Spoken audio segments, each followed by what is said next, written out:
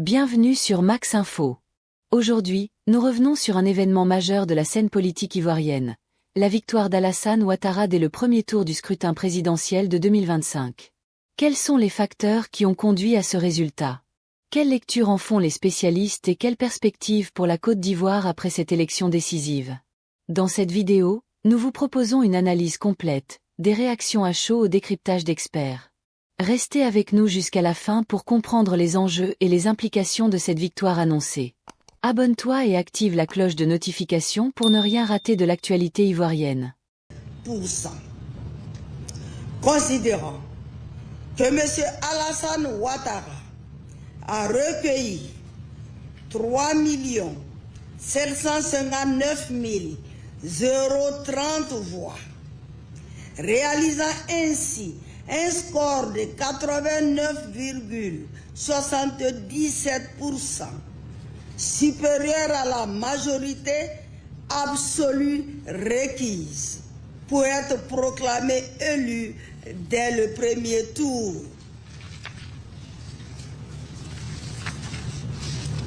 Décide. Article 1er. Le scrutin du 25 octobre 2025 est régulier. Article 2. Monsieur Alassane Ouattara est proclamé élu au premier tour président de la République de Côte d'Ivoire. Article 3. La présente décision sera publiée au journal officiel de la République de Côte d'Ivoire. Monsieur le secrétaire général, vous avez la parole. Merci Madame la Présidente. La présente décision a été délibérée par le Conseil constitutionnel en sa séance de jeudi 4 novembre 2025. Où siégeait, Mesdames et Messieurs, Chantal Nanaba Kamara, présidente, Assata Kole et Oussoué, conseiller, Rosalie Diodo Kwame et Salo, conseiller, Mamadou Samassi, conseiller, Aimé Zéline, conseiller, Richard Adou Christophe, conseiller, Sébastien Diego Lat, conseiller, assisté de M. Boussangui Seydou Kole, secrétaire général du Conseil constitutionnel, qui a signé avec la présidente. Madame la Présidente, le rôle de ce jour est diffusé. Plus rien au rôle.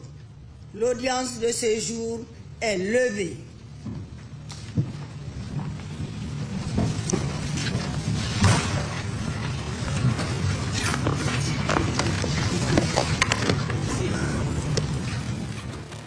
Voilà, ainsi prend fin la proclamation officielle des résultats de l'élection présidentielle. On retiendra. L'article 1er, c'est que le scrutin est régulier. L'article 2, c'est que le président de la République, le président Alassane Ouattara, est officiellement déclaré vainqueur de cette présidentielle. Analyse, commentaire rapidement, Arthur Banga.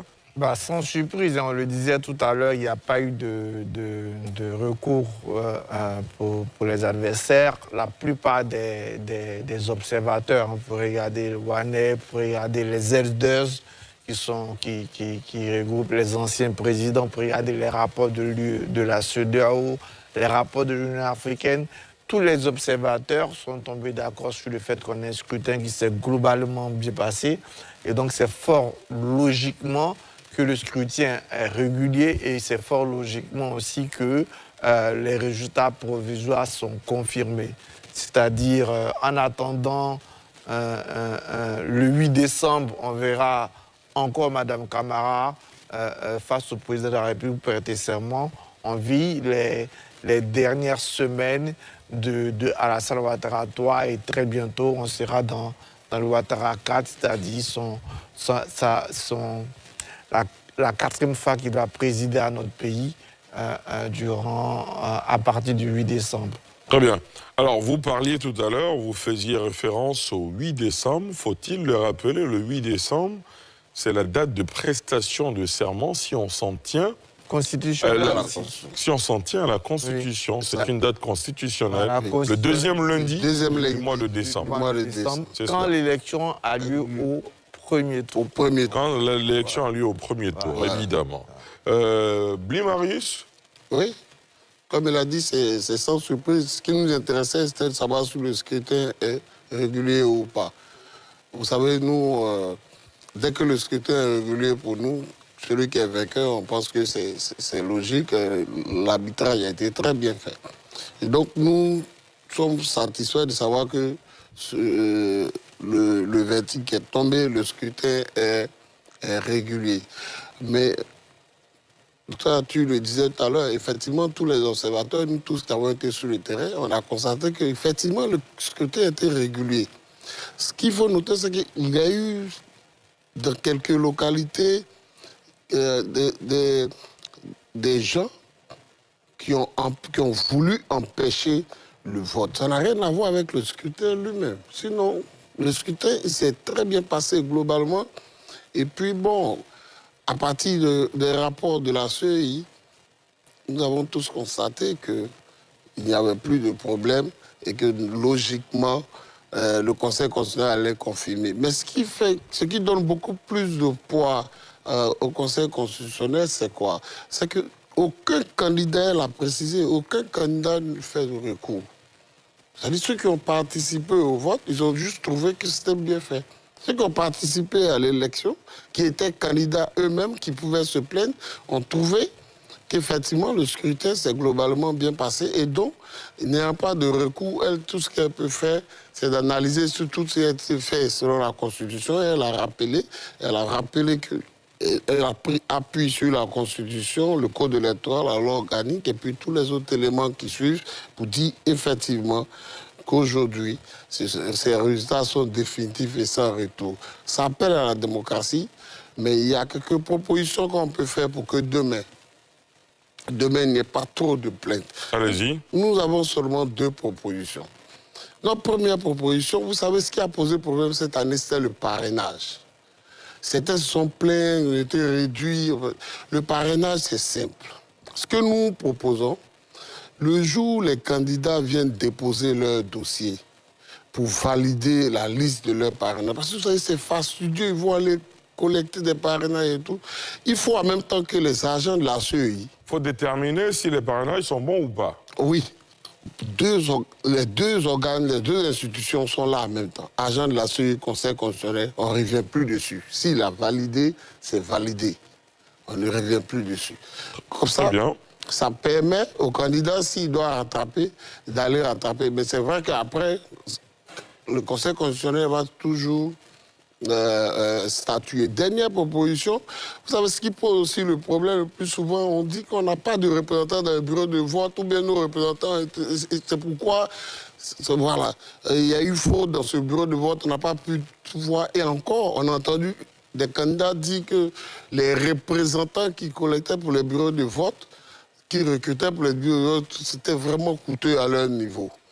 Nous, on propose simplement le jour de dépôt de dossier, les gens nous apportent au moins 3 propositions de représentants de bureau de vote. S'ils peuvent collecter des parrainages, 50 000 et autres pour certains candidats, ils peuvent aussi faire des propositions de représentants de bureau de vote. Comme ça, on est sûr que celui qui est candidat à la présidentielle a la capacité de couvrir tout le territoire national, après pour ne pas se plaindre ici et là. Et dernier élément qu'on a glissé dans nos propositions qu'on va reverser à la commission électorale, nous disons que la carte d'électeur, on peut la rendre permanente.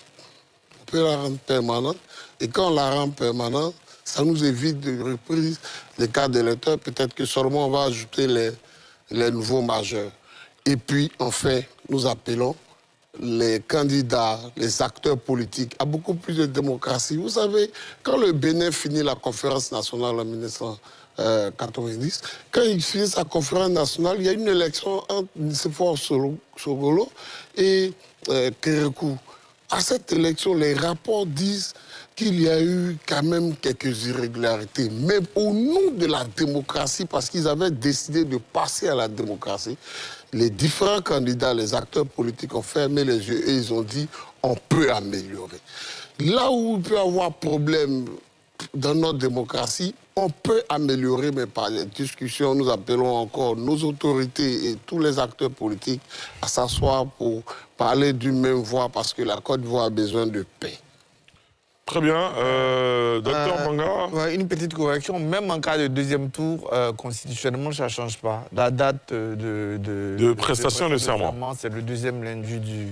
Je pense que ça a été mis en décembre justement à cause du deuxième tour. Parce que le deuxième tour, s'il y avait deuxième tour, aurait pu se tenir en fin novembre. En fin novembre également. Pour terminer, messieurs, avant de vous laisser partir, c'est terminé. On referme ainsi la page de la présidentielle. Le cap est désormais mis sur les élections législatives. Vous pensez que tous les acteurs politiques sont dans cette logique, dans ce tempo ? On n'a pas encore la position officielle du PPACI. Je pense que Pascal Affingué-Sand va se prononcer aujourd'hui. Mais le PDC a déjà rejoint les législatives. En général, en Côte d'Ivoire, les législatives servent à apaiser un peu davantage les tensions. En 1995, on a eu le boycott actif, mais il y a eu des législatives qui ont apaisé. Le point noir, c'était en 2000, où les législatives ont aggravé la tension, parce que la candidature d'Alassane Ouattara avait été aussi, qui voulait être député de Congo, a été aussi rejetée. En 2011, même en 2020, le dernier exemple, surtout qu'entre les législatives et les présidentielles, on a eu le dialogue politique. Et là, on a déjà le signal du PDCI qui va participer. Je pense que le PPACI, à mon sens, va attendre sa marche du 8 novembre pour rejoindre le bateau. Mais ce serait bien qu'on se retrouve, parce que de toute façon, l'Assemblée nationale, quand on parle de dialogue politique, en général, pour moi, j'estime que dans nos institutions, là où le dialogue doit se construire, là où le dialogue doit se faire, par définition, c'est à l'Assemblée nationale. Donc, ne pas participer à l'Assemblée nationale, c'est refuser aussi de participer dans un dialogue institutionnel ou constitutionnel. Donc, je pense que là, il faut que tout le monde se concentre sur les législatives et permettre aussi à des citoyens qui ne sont pas forcément membres de partis politiques de se lancer pour essayer de représenter leur circonscription. Bien sûr. Blimarius ? Oui, mais vous savez, ce qui est bon dans notre démocratie, c'est qu'on a besoin de débats contradictoires. On a besoin d'acteurs politiques pour faire des propositions de loi. Si les acteurs politiques ne vont pas aux législatives, s'ils laissent seulement le RHDP aller aux législatives, qu'ils ne se plaignent pas aussi, qu'ils disent après que le président a les mains libres pour fonctionner, parce que c'est là-bas qu'on va faire les propositions de loi qui vont... Et les contre-propositions et les contre-propositions. Mais dès que ces lois sortent de là-bas et qu'elles sont validées, c'est à partir de ces lois-là que notre État va fonctionner. Donc, si vous voulez l'amélioration, si nous voulons tous que les choses changent, pour ceux qui ont la possibilité de candidater pour apporter une contribution à ce pays, qui s'engagent. On a entendu parler d'une proposition d'Arthur Banga. On espère que très bientôt... Proposition de... on a entendu des velléités de candidature. On espère que très bientôt... Pour l'instant, il ne s'est pas encore prononcé. On espère que très bientôt, il va se prononcer. Nous, on l'attend. On attend de voir ce sera sa décision. On encourage. C'est quelqu'un qui fait beaucoup de propositions. Il a beaucoup d'écrits, il a beaucoup d'articles. On pense qu'il peut candidater. Et là, vous êtes en train de l'encourager. Pourquoi pas? Je pense qu'il veut faire directeur de campagne, mais je suis sûr. Merci, monsieur. Merci, Blimarius. Merci, docteur Arthur Banga, d'être venu pour commenter et analyser, évidemment, cette proclamation officielle définitive des résultats. Je le rappelle pour toutes celles et ceux qui nous prennent en marche, la présidente du Conseil constitutionnel, Chantal Nanaba Camara, vient de procéder à la proclamation officielle définitive des résultats du président de la République. Et ce sont les mêmes résultats que ceux prononcés par la commission électorale qui était provisoire mais désormais, c'est définitif. Merci de nous avoir suivis pour cette édition spéciale. On se retrouve à 19h30 pour la quotidienne info pour faire le point du décryptage de l'actualité.